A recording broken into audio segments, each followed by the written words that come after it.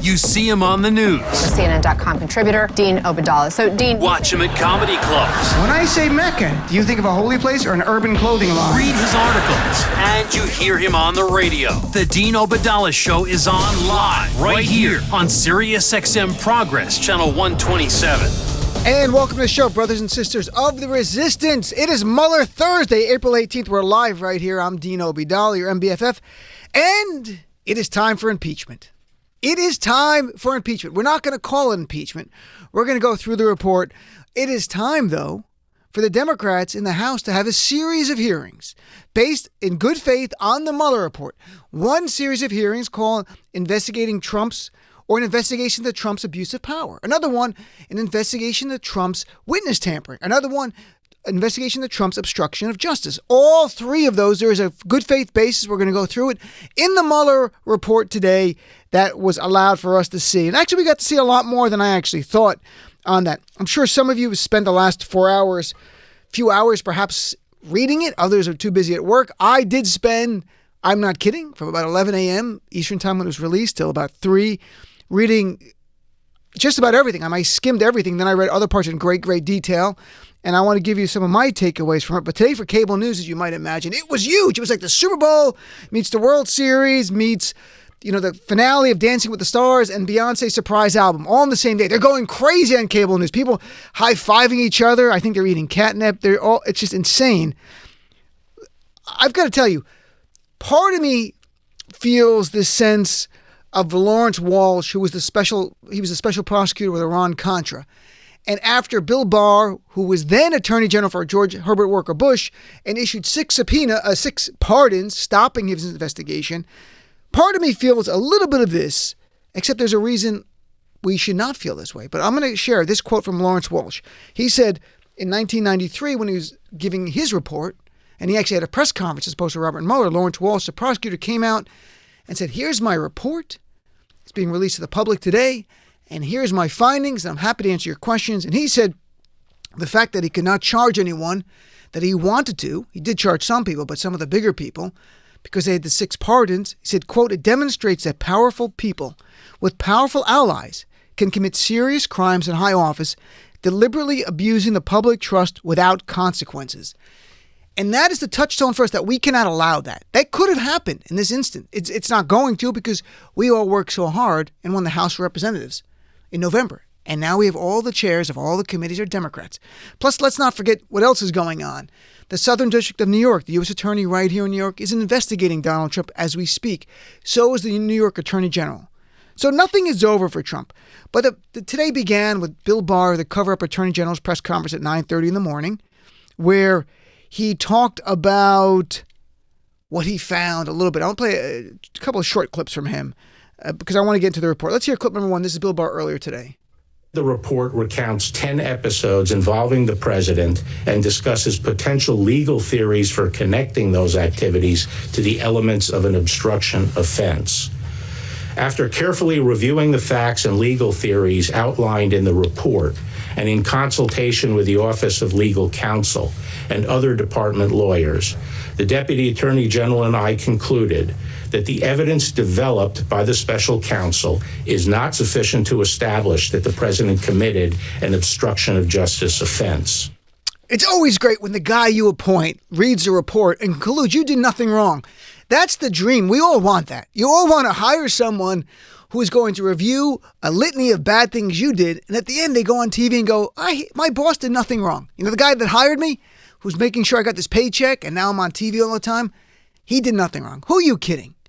So his words mean nothing, except for he identified before we got the report, now we'll go through it, 10 episodes, as he called it, that Robert Mueller identified of potential obstruction of justice by Donald Trump. Meaning, in 10 instances, Robert Mueller found Donald Trump potentially committed 10 different crimes. And he didn't conclude all of them. In fact, he excluded a few, but we'll go through it. One thing, though, I think the media is losing sight of a little bit of here, and I think it's so important, is that the media is focused so much on the obstruction charges. And I get that. It's fair to do that. But this report was broken down into 2 big volumes. The first volume was all about the Trump campaign and Russia conspiracy. Volume 2 is all obstruction of justice. It's about 360 pages, then with a bunch of attachments after that. I want to read a few things about the attack by Russia on our government, so we get a backdrop of what's going on here. Because when you read this report and you see what the Russian military, the Russian government through their military unit, the GRU, attacked our nation in 2016, and you remember in your head how much Trump has defended Putin at Helsinki and over and over and over, you realize that Donald Trump is not being honest with the American people, because anyone who led an attack on our nation like that should not be defended in any way. They should be called out and held accountable. But with Trump, they're not.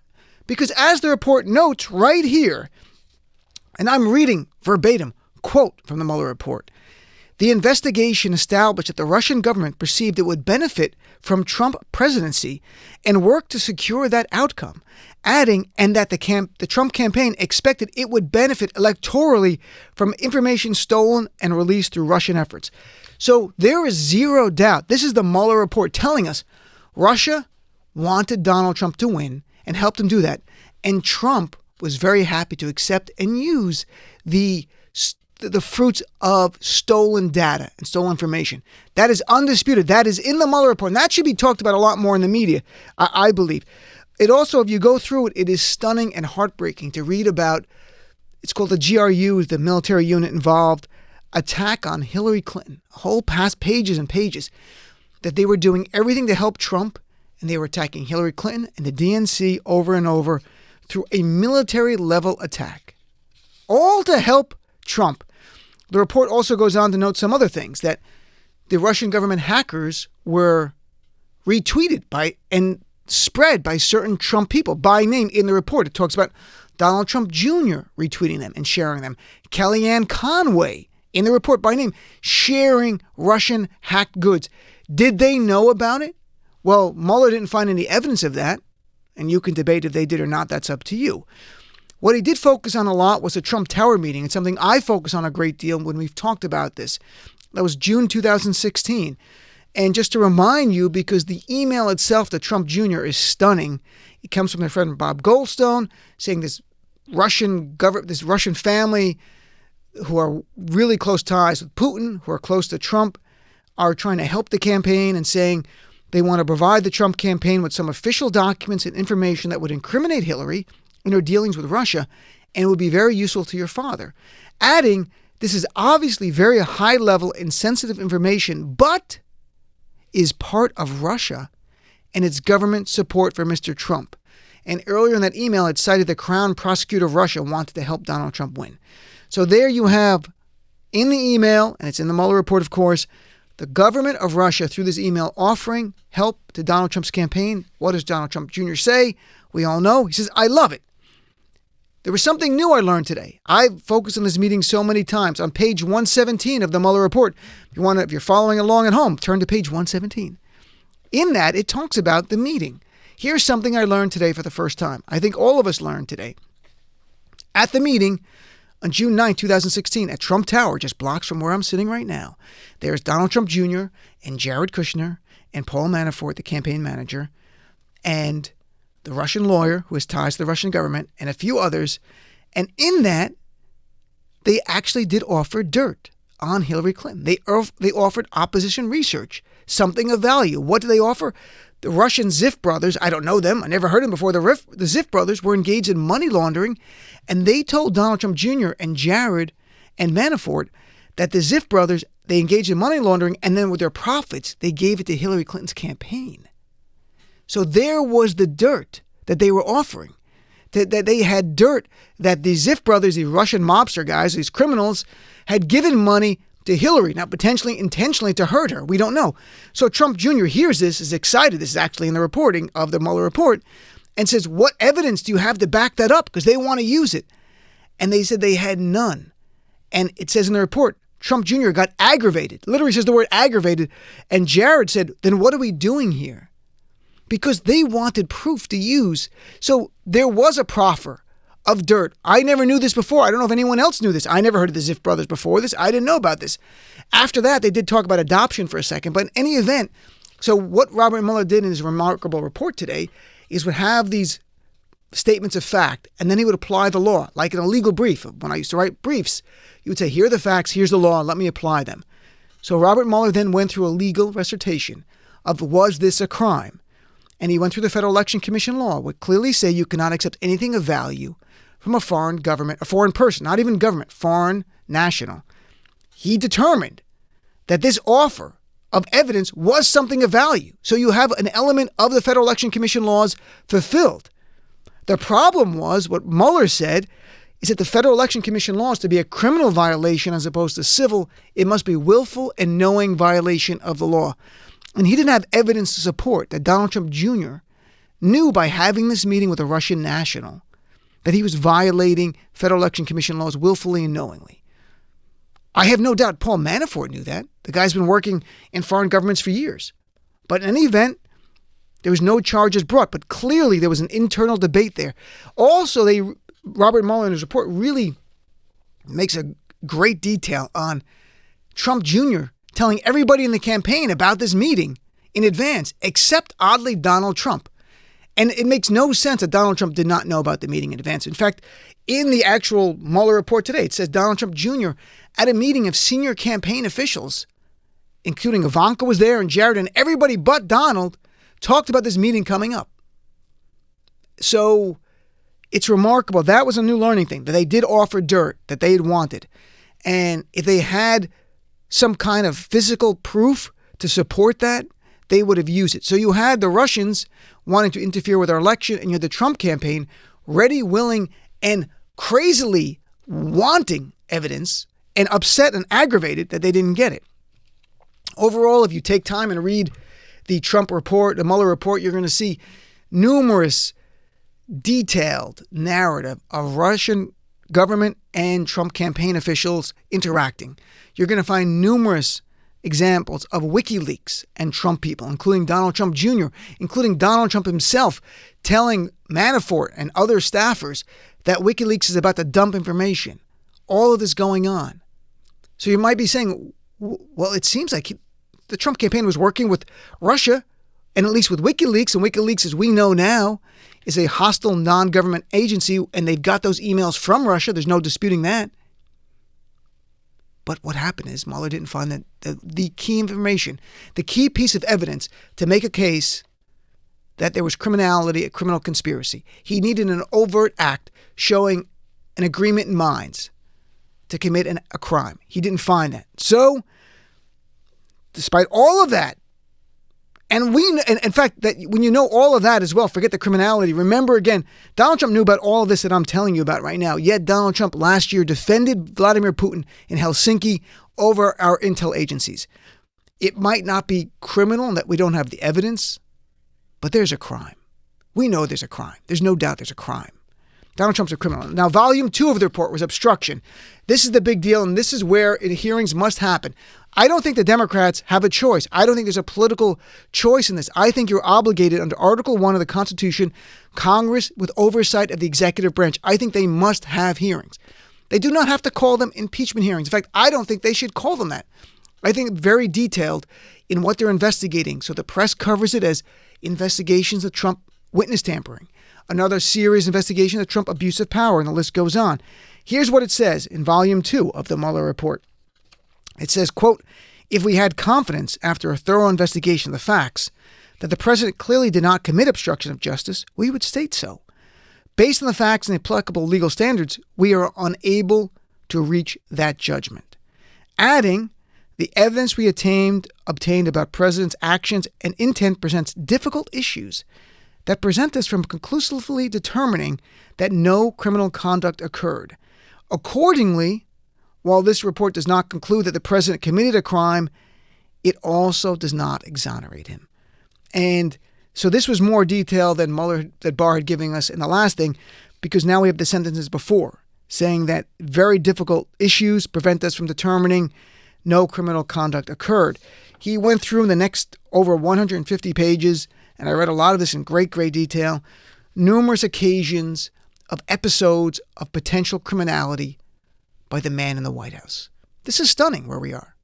If you read this, it's like reading a novel, a criminal novel or something, or from my days of being a lawyer, reading police reports.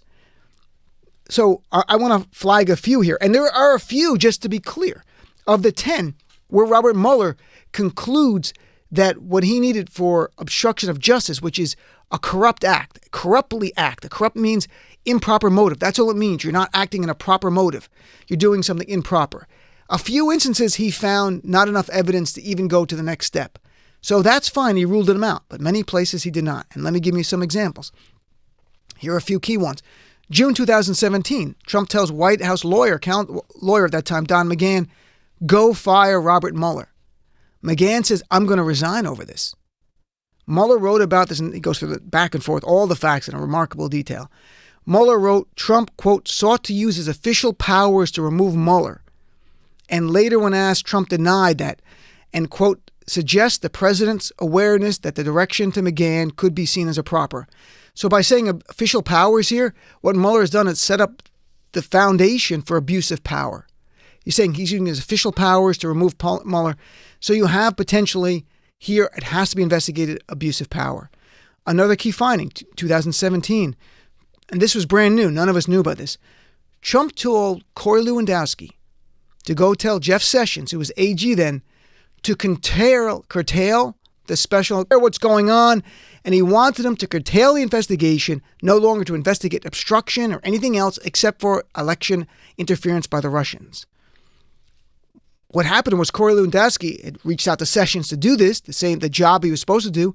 He could not get the meeting with Sessions in the time frame that he was allowed, could do it. So he ended up not giving this message to Sessions, which is remarkable. But Mueller wrote anyway, don't forget, attempted obstruction is also a crime in its own right. Mueller wrote here that the attempt to limit the investigation, quote, would qualify as an obstructive act. And continuing on, quote, substantial evidence indicates the president's efforts to have Sessions limit the scope of the special counsel investigation, listen closely, was intended to prevent further investigative scrutiny of the president on his campaign. You've got two counts right here. You've got obstruction of justice and abuse of power before that. Let's go to a third count. These are very clear. This is written out in the Mueller report for everyone to read. And the Democrats in the House, when they come on this show, I'm going to press them. They have no choice. They have to have hearings on this. Third one here, Donald Trump tried to get Jeff Sessions to unrecuse himself. Why? Unrecuse himself and then limit the investigation. Donald Trump was freaking out over the investigation going into obstruction of justice by Donald Trump. And that's what's all laid out in great detail in the Mueller report. It says here, per Mueller, evidence that at least one purpose of Trump's conduct towards Sessions was to have Sessions assume control over the Russian investigation and supervise it in a way that would restrict its scope.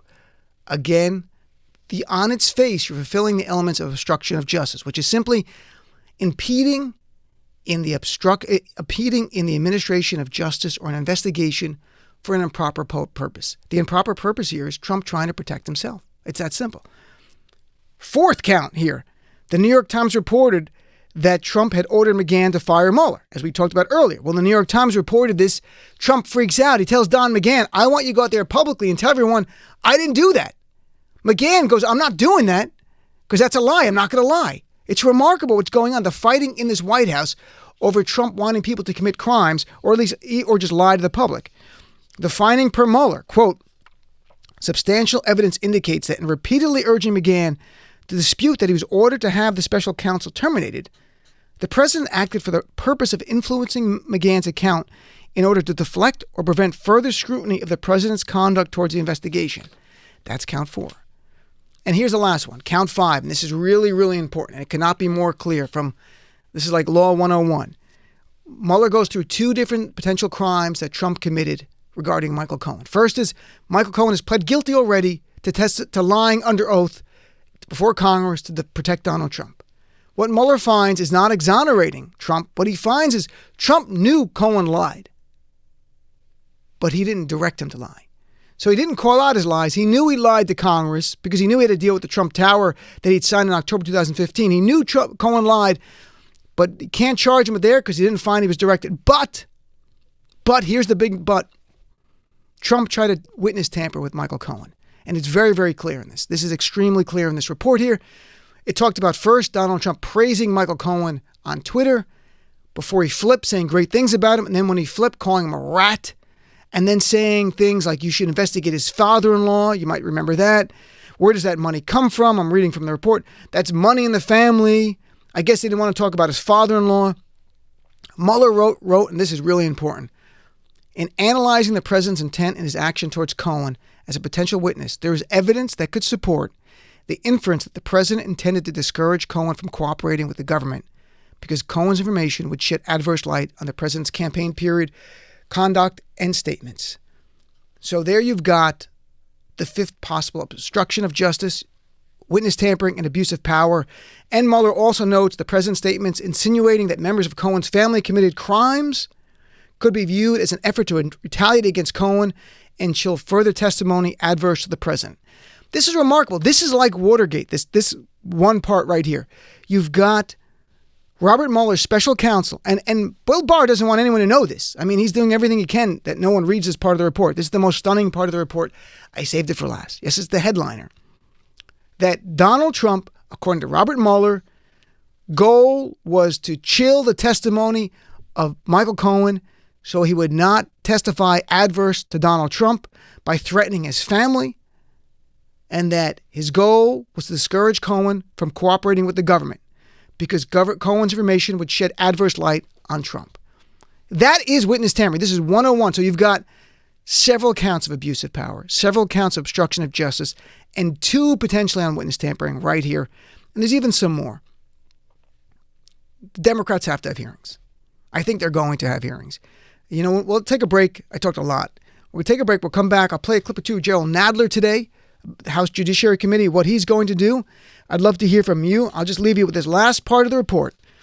It says the conclusion that Congress may apply the obstruction laws to the president's corrupt exercise of the powers of office accords with our constitutional system of checks and balances and the principle that no person is above the law.